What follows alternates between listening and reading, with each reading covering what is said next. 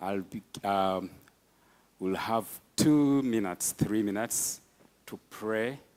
You can pray silently for any issues that, for example, are just particular to you, to your family, to our community. But I'm going to begin this particular part with a prayer, and then once I keep quiet, please just continue praying for those few things that are just particular to you, to our community. And above all, can we dedicate this month? Okay? Can we dedicate this month as a very important month for our community, for our families, etc. So let's pray, please. Father, we just want to say thank you, Lord, for who you are. We thank you for your goodness. We thank you for your mercy, Lord. And we thank you for our young people, Lord. All those that have gone to their groups right now, Lord Father, we pray that you'll bless them, you'll be with them, Lord Father. And as they start to practice this nativity, Lord Father, as we reflect on this period, Lord Father, we pray that you use them, Lord. You use them, Lord Father, to serve you during this season, Lord. For anybody that will be coming to watch this nativity, we pray that they will be impacted by how you're going to be communicating through the children. And Father, may you bless and guide all those that are leading these particular practices, sessions, Lord. Just guide them. Bless them with your wisdom. And be there with them. We thank you for that. Father, we continue, Lord Father, to hand over to you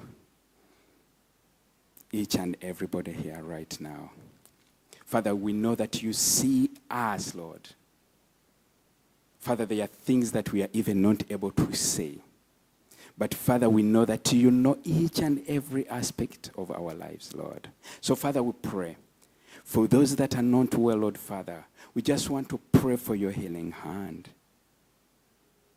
Those that have pain, Father, may you touch them with your healing hand.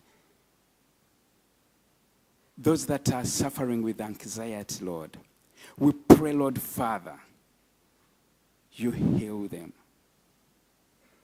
Father, those that are confused of any situations, Lord, Father, you are not the God of confusion. So, Father, we pray that you'll bring clarity. Those that are struggling, Lord Father, Father, we pray that you visit them, Lord. Father, may you touch each and everybody here and all those that are following the service online, Lord Father. May you touch each and everybody to their most point of need. Father, we thank you that you're working. We thank you that you're dealing with all different components of people's lives, Lord. And Father, as we start this period of Advent, Lord, we just pray that you'll enable us to continue reflecting on what this period means. The joy that is coming out of the birth, the celebration of Christmas. We pray that what is important is what we all reflect on. Not the decorations, not the gifts that we are going to give, but the most important aspect of you. So, Father, help us. Help us to evangelize. Help us to use this period just not for offering gifts, not for decorations, but to talk about you. To pray for people that we always yearn to see, know you. May you help us to do that, Lord. We thank you that you're working. We thank you for your presence. And Father, as your children come to you right now, may you listen to them. May you be with them. May you touch them right now. Amen. So may we just have 2 minutes to dedicate our specific prayer points to God.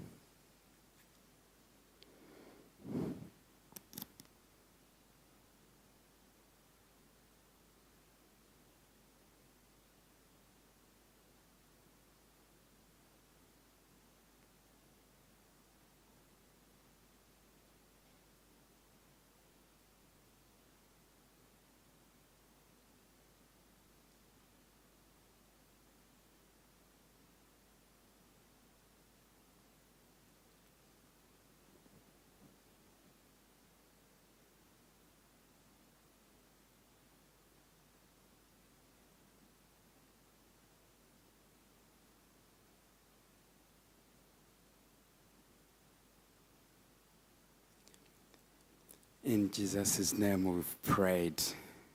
Amen. Amen. Amen. So can we go into our next part, and that's the reading, before I invite Angeli to come and share. So you're going to be reading from 1 Thessalonians chapter 4, verses 13 to 18. Brothers and sisters, we do not want you to be uninformed about those who sleep in death, so that you do not grieve like the rest of mankind who have no hope. For we believe that Jesus died and rose again, and so we believe that God will bring with Jesus those who have fallen asleep in him. According to the Lord's word, we tell you that who are still alive, who are left until the coming of the Lord, will certainly not precede those who have fallen asleep. For the Lord himself will come down from heaven with a loud command, with the voice of the archangel, and with the trumpet call of God. And the dead in Christ will rise first. After that, we who are still alive and are left will be caught up together with them in the clouds to meet the Lord in the air. And so we believe we will be with the Lord forever. Therefore, encourage one another with these words. Amen. Can I invite you, Angeli?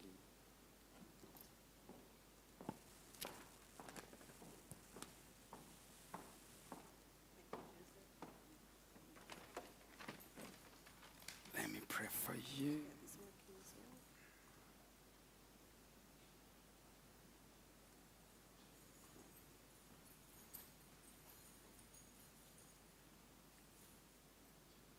Hello. Oh, yes. Oh, yes. For anyone who was asleep, you're now awake.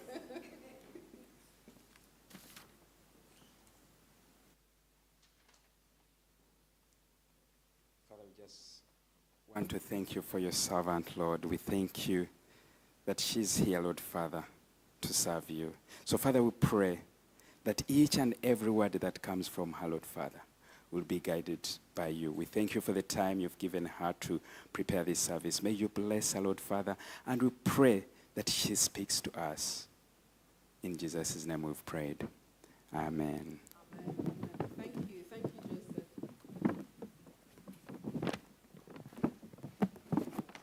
Could I have my water there, please? Just in case my throat goes very dry. Thank you, my darling husband. Right, so good morning, Frampton Park Baptist Church. How are we? You're fine.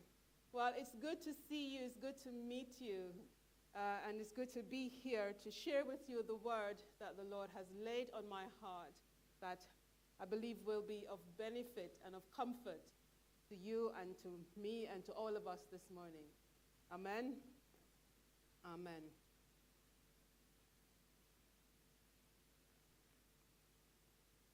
I am not a stranger to Hackney. I used to work just at the Lower Clapton Health Center. Anyone knows it? Not far away from here. And so that was in my district nursing days. And as a health visitor, I worked on the estate not far from here, just over at Wells Street. So I'm pretty, well, I know the area to some extent. And I've been to one of the cemeteries in the north of the borough, whereby the Salvation Army gentleman, he's buried there along with some of the others of the past. They're buried there. So Hackney is quite a precious place to me, and the people of Hackney, you're precious to me as well. So it's wonderful to be here to share with you this word, to encourage you and to bring hope to you in this period of Advent. So the first candle of Advent has been lit, and this means hope. This represents hope. And the title of my sermon, The Return of the King, also represents hope to us, especially those of us who've been waiting and who've been longing for the return of Jesus, our King. This will bring hope to you. And I am not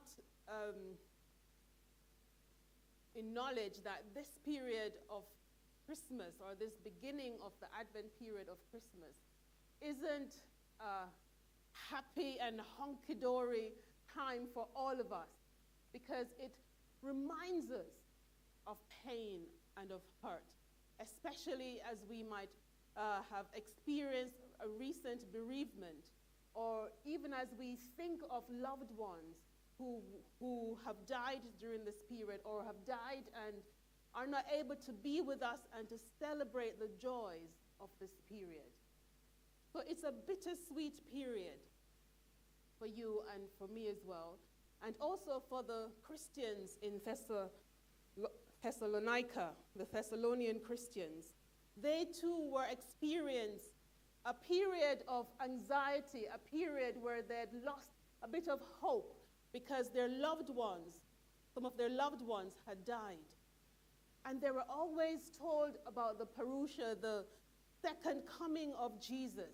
And they were afraid that their loved ones would not be alive to see the coming of this great and wonderful person that they've loved and that they've heard of for so many years, Jesus, their King.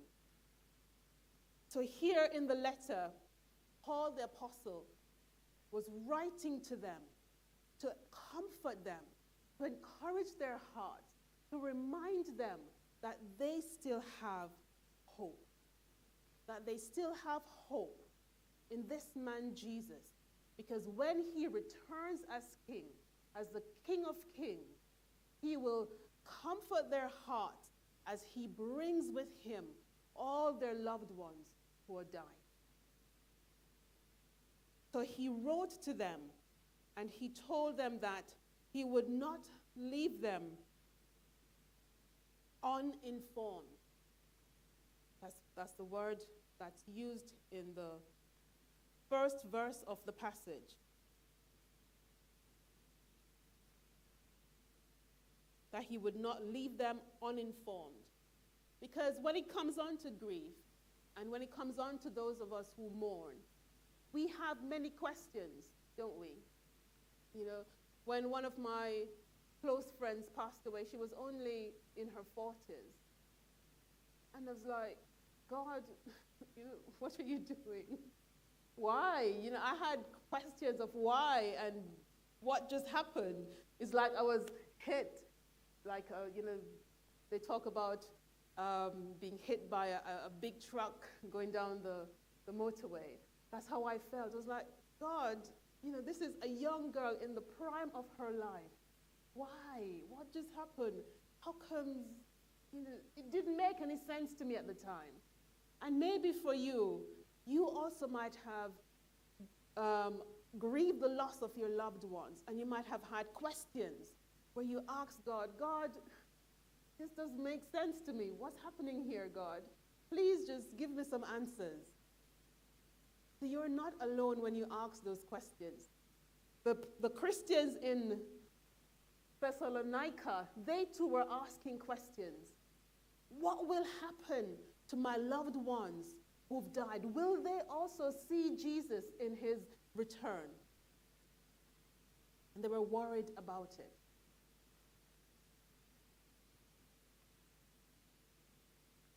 So I'd like to emphasize 3 points from the passage here. Point 1, that there is pain in grief, but also there is hope in grief, and that the King, on his return, he will bring the dead back to life. So there is pain in grief. One of the theologians, he reminds us about this passage that it is a passage of comfort that the Apostle Paul was writing. A passage that was meant to stir the people, the Christians, to a living hope, to a living faith as they hold on to the fact that Jesus will return one day. And he will comfort them when he brings with him those who have died. So it's a passage of hope. And as Christians, we do grieve, don't we? Because we're people. I remember sitting at the bedside of a gentleman who was dying in one of the hospitals here in London. The daughter, she held on to hope that he would live. And she looked to me as the student pastor in the room. Give me hope that my loved one will live. At that time, I could only comfort her by reading a psalm, Psalm of David. Yea, though I walk through the valley of the shadow of death. I can only comfort her with those words. But it's real. Grief is real. For her, it was tangible because here was her dad about to breathe his last breath. And the days that followed his death, obviously they were a very upsetting day. Days of pain. But Kubler-Ross in the cycle of grief, as they've described the cycle of grief, reminds us that it's okay to be in denial when we grieve. It's okay to feel angry. It's okay to bargain. God, if you help me through this period, I'll serve you forever. It's okay to bargain. It's okay to be sad and depressed. And it's okay to be at the point of accepting the death of our loved one. So my point is that it is okay to grieve. So if you're grieving because you're feeling the pains of a recent person who's died, it's okay.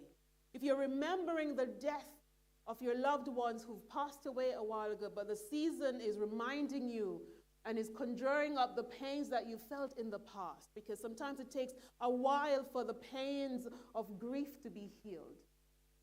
It's okay. It is okay to grieve.